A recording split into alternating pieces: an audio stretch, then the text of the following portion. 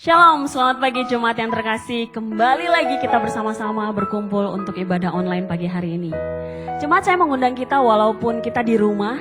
Saya tahu kita bisa duduk di sofa. Tapi pagi hari ini saya mau ajak kita ketika ada praise, kita mau berdiri, kita angkat pujian, kita mau tepuk tangan, kita mau menari. Jadi saya mengajak setiap kita untuk bangkit berdiri. Dan mari sama-sama kita buka di dalam doa. Kami bersyukur Tuhan dan tidak akan henti-hentinya kami mengucap syukur karena kebaikan Engkau Tuhan. Karena kasih setiamu Tuhan. Karena penyertaan-Mu, karena dahsyat dan hebatnya Engkau Allah yang kami sembah. Menyertai setiap kami orang-orang percaya. Setiap hari kami akan terus memuji dan memuliakan nama Tuhan. Dan pagi hari ini ketika kami datang Tuhan menyembah Engkau, mendengarkan firman-Mu. Bahkan menari memuji Engkau, kami percaya. Allah kami yang dahsyat ada hadir di tengah-tengah kami. Allah kami yang dahsyat menyertai setiap keluarga, setiap rumah tangga, setiap pribadi-pribadi yang percayakan Dia. Mari Tuhan, biarlah Engkau mengurapi sepanjang acara ibadah online pagi hari ini. Dan kami mengalami terobosan bersama dengan Engkau. Tidak ada yang dapat menghalangi, bahkan mengkat kasih kami dari Engkau. Apapun itu, sekalipun itu pandemik, kami mau tetap setia. Datang kepada Engkau, menyembah Engkau. Di dalam nama Tuhan Yesus kami bersukacita. Mari sama-sama katakan, amin.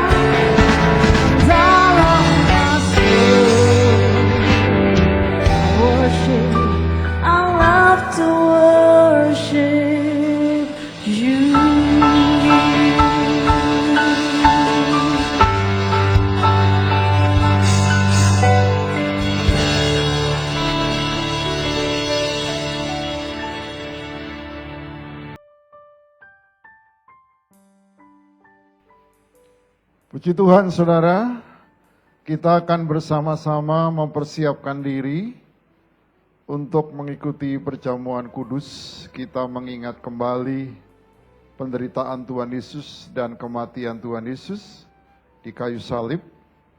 Dan lewat kematiannya, bilur-bilurnya menyembuhkan sakit penyakit kita, dan darahnya menebus dan memeteraikan kita semua menjadi miliknya. Untuk perjamuan kudus yang ikut ambil bagian, kita semua yang mengerti dan dapat membedakan dengan iman antara roti dan tubuh Kristus dan antara anggur dan darah Yesus, kita dapat melakukan dengan cara yang benar. Saudara, mari siapkan roti dan angkat di tangan kananmu. Siapkan roti dan angkat di tangan kananmu. Dan saya akan membacakan firman Tuhan di dalam perjamuan kudus ini. Sebab apa yang telah kuteruskan kepadamu, telah aku terima dari Tuhan, yaitu bahwa Tuhan Yesus pada malam waktu ia diserahkan mengambil roti, dan sesudah itu ia mengucap syukur atasnya. Ia memecah-mecahkannya dan berkata, inilah tubuhku yang diserahkan bagi kamu, perbuatlah ini menjadi peringatan akan aku. Mari kita berdoa. Bapa, kami mengucap syukur dengan tubuh Kristus, dan pada saat ini kami menerima dengan iman. Firman-Mu mengatakan bahwa bilur-bilur Yesus telah menyembuhkan sakit penyakit kami.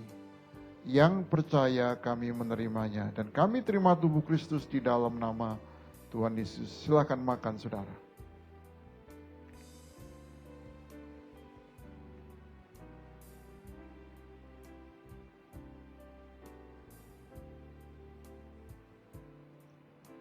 Selanjutnya saudaraku, ambil cawan di tangan kananmu. Demikian juga ia mengambil cawan sesudah makan, lalu berkata, cawan ini adalah perjanjian baru yang dimeteraikan oleh darahku. Perbuatlah ini setiap kali kamu meminumnya, menjadi peringatan akan aku. Bapa, kami terima darah-Mu, darah Yesus, yang menebus dosa, kesalahan, kutuk, baik di masa lalu, sekarang, dan yang akan datang. Dan kami menerimanya dengan iman, darah Yesus, di dalam nama Tuhan Yesus. Silakan minum, saudara.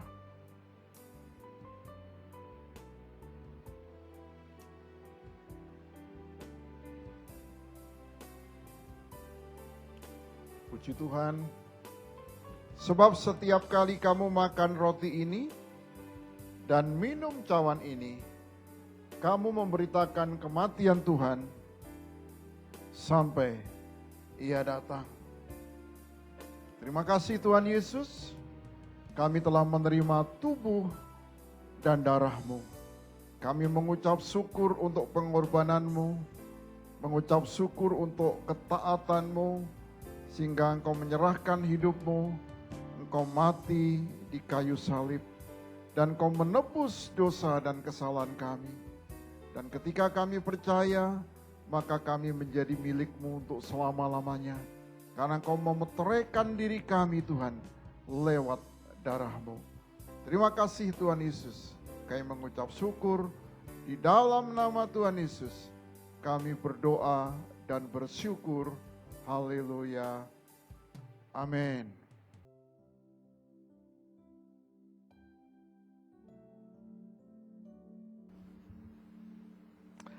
Halo saudara, Shalom. Apa kabar? Kita memasuki minggu yang ketiga, bulan Mei, tepatnya tanggal 17 Mei. Dan saya percaya saudaraku tetap sehat, tambah sehat, makin sehat. Karena saudara terus memupuk hati yang gembira, hati yang bersuka cita. Saudara terus belajar mengucap syukur, dan saudara sudah mulai banyak berdoa hari-hari ini, membangun hubungan dengan Tuhan. Puji Tuhan. Hari ini temanya role of praying and planning, peran doa dan perencanaan. Kita akan bersama-sama membahas ini, namun sebelumnya kita berdoa dulu seperti biasa, saudaraku ya. Mari kita berdoa. Bapa di surga, terima kasih, kami siap mendengar firman-Mu.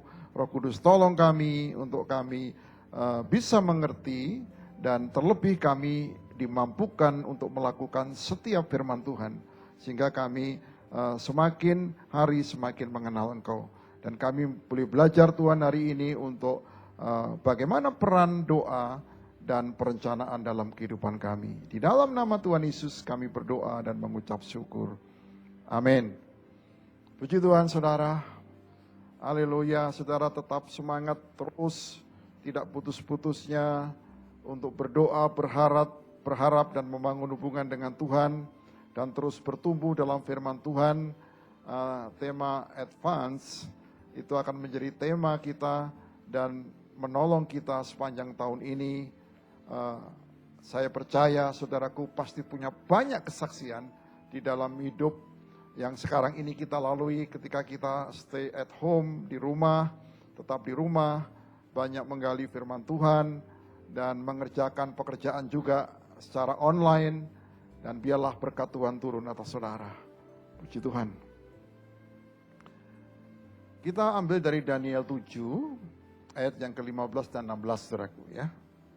Di depan ada banyak Daniel dari 7 sampai Daniel yang 11, tapi kita tidak baca semuanya.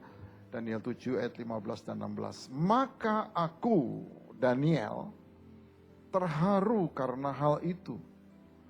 Dan penglihatan-penglihatan yang kulihat itu menggelisahkan hatiku. Jadi banyak penglihatan yang diperlihatkan kepada Daniel oleh Tuhan. Itu penglihatan yang sebenarnya kalau secara manusia biasa membuat hati nggak tenang, hati gelisah, saudara. Karena penglihatannya nggak biasa begitu. Mungkin cenderung juga malah kalau orang yang nggak biasa ya takut jadinya. Lalu kudekati salah seorang dari mereka yang berdiri di sana dan kuminta penjelasan tentang semuanya itu. Maka berkatalah ia kepadaku, dan diberitaukannyalah kepadaku maknanya. Jadi ada utusan-utusan Tuhan, malaikat-malaikat Tuhan yang Daniel bisa minta untuk mengartikan penjelasan tentang arti apa yang dia lihat itu, saudara. Tuhan mengendalikan masa depan. Yang percaya katakan amin. Saudara dan saya punya masa depan. Masa depan ada di tangan Tuhan. Karena Tuhan mengendalikan masa depan, karena itu kita tidak boleh merencanakan tanpa berdoa, saudara. Minggu yang lalu kita belajar kan, bagaimana berdoa itu bisa mengurangi beban dan menolong kita untuk kita perlahan-lahan menerima apa yang Tuhan kerjakan dalam hidup kita. Saudara masih ingat?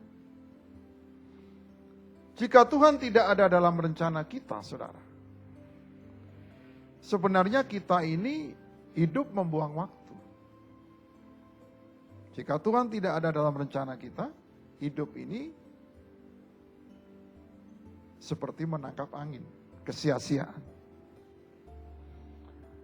Pada saat yang sama, kita harus menanggapi tuntunan yang Tuhan berikan kepada kita.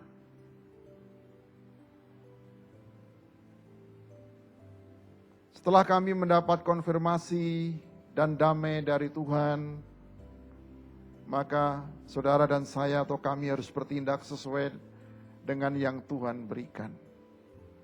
Ketika kita berdoa, Tuhan memberikan konfirmasi. Waktunya kita bertindak, saudara. Ketaatan adalah refleksi dari iman. Ketaatan adalah refleksi dari iman. Orang yang iman, orang yang beriman pasti taat. Maaf kalau ada yang namanya iman, mungkin belum tentu saudaraku taat. Tapi iman yang saya maksud bukan sekedar nama, tapi bagaimana firman itu bekerja. Yesus lewat firman-Nya bekerja di dalam kehidupan kita. Lalu kita bisa melakukan, maka itulah iman. Nah, bagian yang saya ungkapkan ini kita akan bahas satu persatu, saudaraku ya. Ada poin-poin yang kita mau bahas. Yang pertama, berbicara tentang rencana dan doa. Nehemia 1 ayat yang keempat. Minggu yang lalu kita juga membaca tentang Nehemia 1 ayat yang keempat. Sekarang kita membaca ulang, saudara. Ketika aku dengar berita ini, duduklah aku menangis. Dan berkabung selama beberapa hari. Aku berpuasa dan berdoa ke hadirat Allah semesta langit. Jadi responnya seperti itu. Untuk apa? Supaya nanti Nehemia bisa membuat rencana. Dan rencananya dibawa ke hadapan Tuhan lewat doa-doa yang dia naikkan. Nehemia 3 ayat yang pertama, saudara. Maka bersiaplah imam besar Eliasib dan para imam, saudara-saudaranya, lalu membangun kembali pintu gerbang domba. Mereka mentabiskannya dan memasang pintu-pintunya. Mereka mentabiskannya sampai menara Mea, menara Hananeel. Jadi setelah mereka membuat rencana dan doa, mereka melakukan tindakan. Mereka membangun dan membangun kembali pintu-pintu gerbang. Ada pintu gerbang domba, ada pintu gerbang yang lain, saudaraku. Dan mereka menyelesaikannya sampai mentabiskannya, meresmikannya. Puji Tuhan.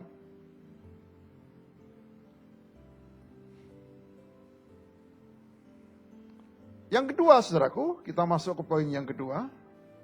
Tanpa Tuhan, kita buang-buang waktu, saudara. Tanpa Tuhan, kita hanya buang-buang waktu. 1 Samuel 16 ayat yang ke-14. Tetapi roh Tuhan telah mundur daripada Saul. Dan sekarang ia diganggu oleh roh jahat yang daripada Tuhan.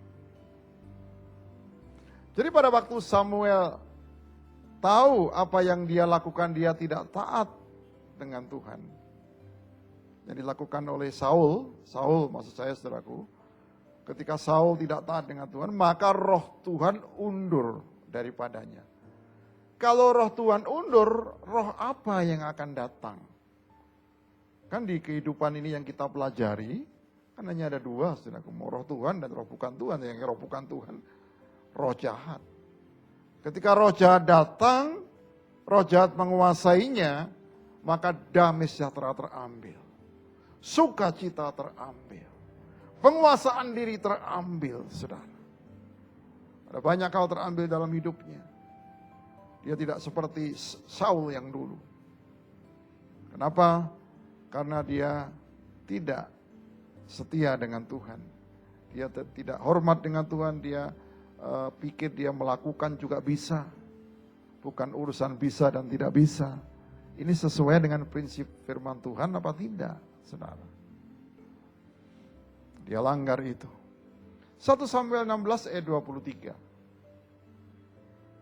Ayat 23. Dan setiap kali apabila roh yang daripada Allah itu hinggap pada Saul, maka Daud mengambil kecapi dan memainkannya. Saul merasa lega dan nyaman. Dan roh yang jahat itu undur daripadanya. Saudara, di minggu pertama bulan Mei, kita belajar tentang bagaimana kita berdoa kepada Tuhan. Yang pertama, Bapa kami di surga, dikuduskanlah namamu, mengandung makna bahwa kita memuji Tuhan, kita menyembah Tuhan, dan Tuhan bertata di atas pujian. Pujian bisa dalam bentuk nyanyian, bisa dalam bentuk memainkan alat musik, dan alat musik yang diurapi Tuhan menghadirkan Tuhan dan kehadiran Tuhan yang dikatakan tadi setiap kali apabila roh yang daripada Allah itu hinggap pada Saul, maka Daud mengambil kecapi, kemudian dia memainkannya, dan Saul merasa lega dan nyaman. Ada kelegaan, ada kenyamanan, ada sukacita, ada damai sejahtera. Dan roh yang jahat itu undur daripadanya. Begitu Tuhan hadir, undur saudara. Itu sebabnya kita bersyukur. Kita mau bersama dengan Tuhan. Tanpa Tuhan, kita buang waktu. Tanpa Tuhan, waktu yang kita lalui ini adalah menjadi waktu yang tidak ada artinya. Saudara ingat apa yang dikatakan Musa. Manusia itu hidupnya 70 tahun, kalau kuat 80 tahun. Tapi saudaraku tahu umurnya Musa berapa? 120 tahun. 40 tahun pertama dia hidup di mana? Saudaraku, di Mesir. Tetapi setelah itu dia pergi ke padang gurun. Mulai dari padang gurun itu merupakan titik awal kehidupan Musa dituntun oleh Tuhan. Makanya ketika kehidupan yang dituntun oleh Tuhan, dia sebutnya 80 tahun. Berapa tahun saudaraku? Dan saya, hidup kita ini dituntun oleh Tuhan. Itu yang Tuhan maksud. Artinya hidup yang memang bermakna. Hidup bersama dengan Tuhan. Hidup yang tidak buang waktu, saudara. Makanya Musa mengajar kepada kita juga di dalam Mazmurnya itu. Ajar kami menghitung hari-hari kami. Ada lagunya kan saudaraku. Saudara pasti ingat. Poin yang ketiga. Respon terhadap tuntunan Tuhan. Mazmur 1 ayat 1 sampai dengan 3. Poin ketiga tadi apa saudaraku? Respon dengan tuntunan Tuhan. Berbagailah orang yang tidak berjalan menurut nasihat orang fasik. Yang tidak berdiri di jalan orang berdosa. Dan yang tidak duduk dalam kumpulan pencemooh. Siapa teman-teman kita belakangan ini saudaraku? Di mana kita tempat atau ada waktu-waktu senggang kita gunakan. Berkumpul dengan siapa saja. Bukan berarti kita menjauhi orang berdosa, bukan. Tetapi apa yang kita lakukan di tengah-tengah mereka dan kita setuju, itu yang Tuhan maksudkan. Saudara. Kalau kita ada di tengah-tengah pencemooh tapi kita menjadi berkat dan bisa meluruskan, mengembalikan mereka untuk mereka datang bertobat, puji Tuhan. Itu yang Tuhan maksudkan. Tetapi yang kesukaannya ialah Taurat Tuhan. Dan yang merenungkan Taurat itu siang dan malam. Bagaimana ya merenungkan Taurat siang dan malam? Setiap kali bawa alat atau Alkitab atau apa yang ada firman Tuhan, bukan itu maksudnya, saudara. Nanti kapan kita bekerja, saudara? Tapi seluruh hidup kita itu diisi dengan firman Tuhan. Kita ada persoalan, muncul firman Tuhan. Ada masalah, muncul firman Tuhan. Ada sesuatu yang kita kerjakan, muncul firman Tuhan. Ada firman Tuhan menolong dan memimpin seluruh kehidupan kita. Selanjut baca, saudaraku. Ayat yang ketiga, ia seperti pohon yang ditanam di tepi aliran air, yang menghasilkan buahnya pada musimnya, dan yang tidak layu daunnya, apa saja yang diperbuatnya berhasil. Kata berhasil di sini bukan oleh karena kekuatan kita, tapi berhasil di sini dibuat Tuhan berhasil. Amin, saudaraku. Berarti ini keberuntungan yang Tuhan berikan kepada setiap kita, yang kita merenungkan firman Tuhan siang dan malam. Puji Tuhan. Jadi respon terhadap tuntunan Tuhan adalah bahwa Tuhan itu siap menuntun kita dan medianya Tuhan sediakan, yaitu firman Tuhan. Poin yang berikutnya, poin yang keempat, saudara, bertindak. Bertindak. Kita tidak hanya berdoa, tapi kita juga bertindak. Kita akan lihat ayatnya di 1 Samuel 30, ayat 8 dan 9. Kemudian bertanyalah Daud kepada Tuhan. Katanya, haruskah aku mengejar gerombolan itu? Akan dapatkah mereka kususul? Dan ia berfirman kepadanya, kejarlah, sebab sesungguhnya engkau akan dapat menyusul mereka dan melepaskan para tawanan. Lalu pergilah Daud beserta ke-600 orang yang bersama-sama dengan dia. Dan sampailah mereka ke sungai Besor, sementara orang-orang yang mau tinggal di belakang berhenti di sana. Jadi 600 orang itu tidak seluruhnya pergi untuk mengejar. Di tengah jalan ada lebih kurang 200 yang tinggal. 400 yang tetap terus mengejar, saudara. Ini di kota yang namanya kota Siklag. Waktu Daud dan beberapa orangnya pergi, pulang balik ke kota itu, kotanya sudah dibakar habis. Istri anak-anaknya, kambing dombanya dibawa. Daud dalam keadaan sangat tertekan. Kalau saudaraku baca ayat-ayat dari konteks ini, Daud akan dilempari oleh batu oleh para pengikutnya. Tetapi Daud menguatkan imannya kepada Tuhan. Dan dia datang kepada Tuhan. Dia biasa bergaul dengan Tuhan sejak muda, saudaraku. Menurut catatan Alkitab, singa dan beruang aja dihadapin. Ya. Sehingga pada waktu kondisi itu, saya yakin dia langsung connect dengan Tuhan. Dan ada hikmat Tuhan menuntun dia. Dan Tuhan, urapan Tuhan menguasainya. Sehingga ada jalan keluar di dalam situasi yang sulit itu. Yang mengancam nyawanya.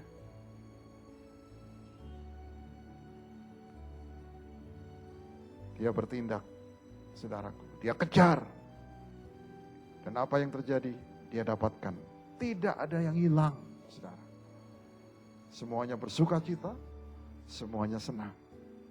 Yang tadinya mau melempar batu, bahkan mereka mendapatkan jarahan juga, plus.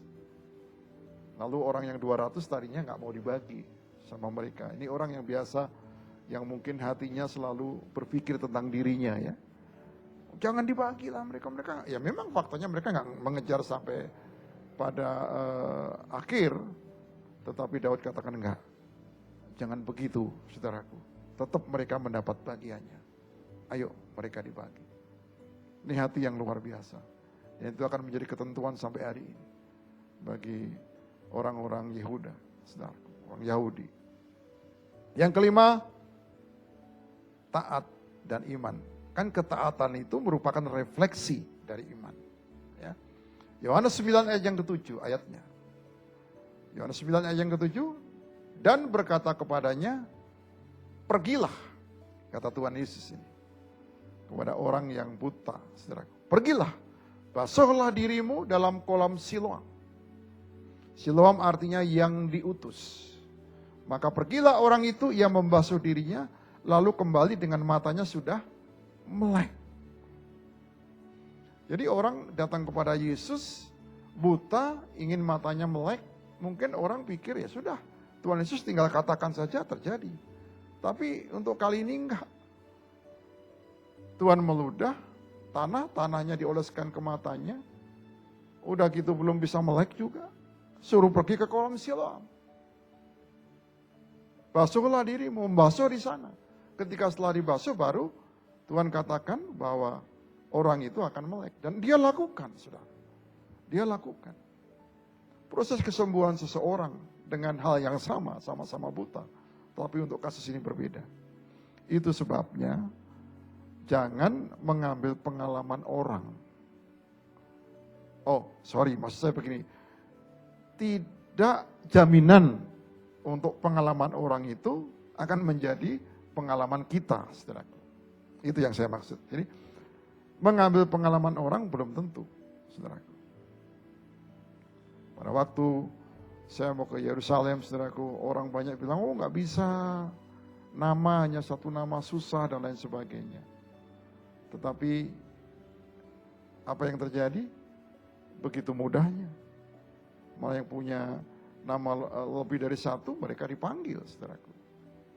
Ya, kenapa?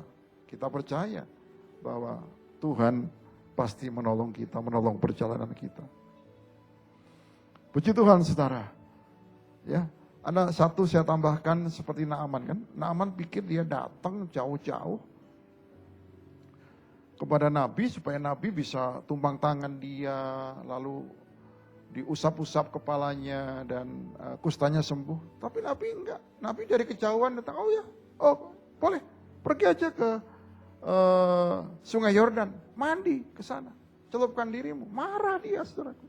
Nah, ini enggak cocok dengan apa yang dipikirkan oleh orang. Dia sering dengar kata orang Nabi itu begitu, ya itu yang melekat dalam pikirannya. Makanya dengar kata Tuhan, saudaraku. Pasti akurat itu. Amin. Tetap semangat saudara ya. Tiba saatnya kita merenungkan firman Tuhan. Meditasi. Daniel 9 ayat 19. Ya Tuhan, dengarlah. Ya Tuhan, ampunilah. Ya Tuhan, perhatikanlah. Dan bertindaklah dengan tidak bertangguh. Oleh karena Engkau sendiri Allahku. Sebab kotamu dan umatmu disebut dengan namamu. Ini seruan doa Daniel yang disampaikan kepada Tuhan supaya pertolongan Tuhan dinyatakan. Oleh karena nama Tuhan. Kalau Mazmur 91 dikatakan kita yang berlindung di naungan Tuhan yang maha tinggi El Elyon, saudaraku, itu artinya maha tinggi. Maka nama Tuhan itu kan banyak, saudaraku. Ada El Elyon, ada El Shaddai, maha kuasa. Ada banyak nama. Kalau saudaraku juga kenal nama-namanya, semakin saudaraku kenal akan Tuhan. Puji Tuhan. Apa yang bisa kita aplikasikan dalam kehidupan sehari-hari? Apakah dalam setiap perencanaan sudah kita doakan dengan segenap hati, saudara? Kalau belum, ini waktunya untuk setiap perencanaan kita apapun, kita akan doakan dengan segenap hati.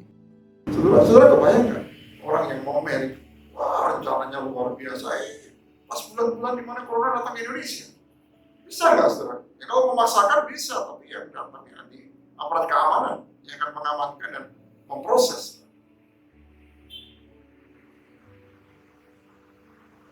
Apakah dalam setiap perencanaan sudah kita doakan dengan segenap hati?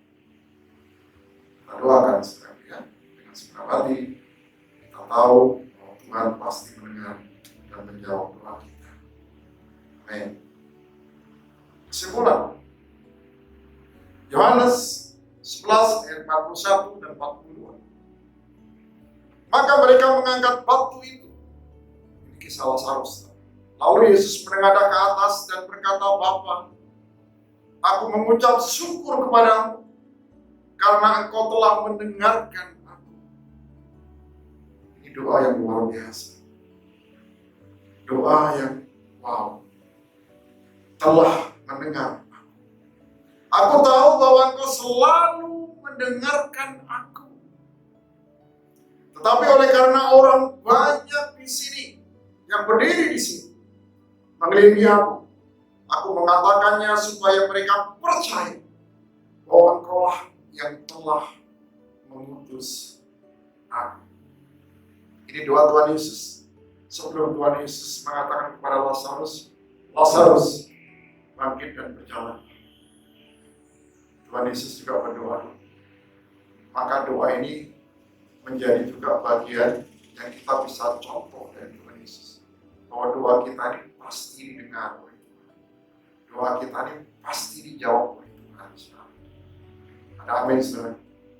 Jadi mulai saat ini berdoa dengan penuh iman, keyakinan bahwa doa-doa kita doa yang dijawab oleh Tuhan. Dan kesimpulannya kita simpulkan menjadi 4 kata, saudara. Apa itu? Tuhan hanya sejauh doa. Saya ulangi, Tuhan hanya sejauh doa. God bless you. Tuhan Yesus memberkati. Bapak kami berdoa, Firman-Mu tidak akan kembali dengan sia-sia, akan mengerjakan bagian itu dengan kehendak-Mu. Berdoa untuk anak-anak-Mu yang mengalami kelemahan tubuh, Tuhan pulihkan dengan kuasa darah Yesus, bila-bila Yesus Tuhan menyembuhkan. Untuk anak-Mu yang berkekurangan, Tuhan Kau memberikan kecukupan. Dan anak-anak-Mu, Tuhan yang punya pergumulan, Kau turut ambil bagian. Kau Tuhan yang dahsyat dan ajaib. Terima kasih Bapa, Kau memelihara setiap anak-anak-Mu, karena tidak ada satu rambut pun yang akan terjatuh tanpa seizin Tuhan. Dalam nama Tuhan Yesus, kami berdoa dan bersyukur. Saudaraku sekalian, buka Tuhan, angkat tanganmu untuk menerima berkat Tuhan. Saudaraku yang kasih, malah berkat anugerah Bapa bersama dengan Yesus Tuhan dan Juru Selamat kita, dan dalam persekutuannya dengan Roh Kudus dari sekarang sampai selama-lamanya. Di dalam nama Tuhan Yesus kami berdoa dan bersyukur. Haleluya. Amin. Tetap jaga kesehatan, biasakan hidup bersih, saudaraku. Tuhan Yesus memberkati. Sampai jumpa minggu depan. Amin.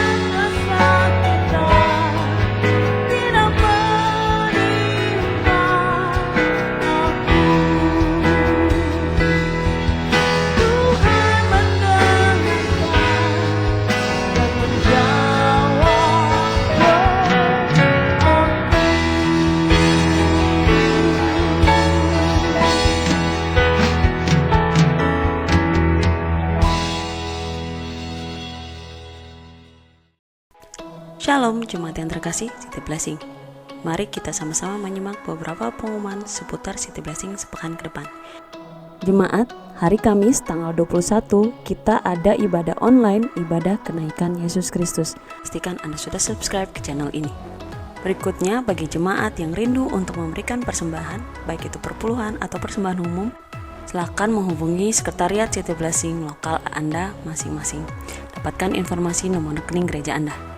Pastor Yosi mengajak setiap kita untuk dapat berdoa bersama lewat aplikasi Zoom. Dapatkan informasi hari dan tanggal, kemudian waktu untuk berdoa bersama lewat aplikasi Zoom.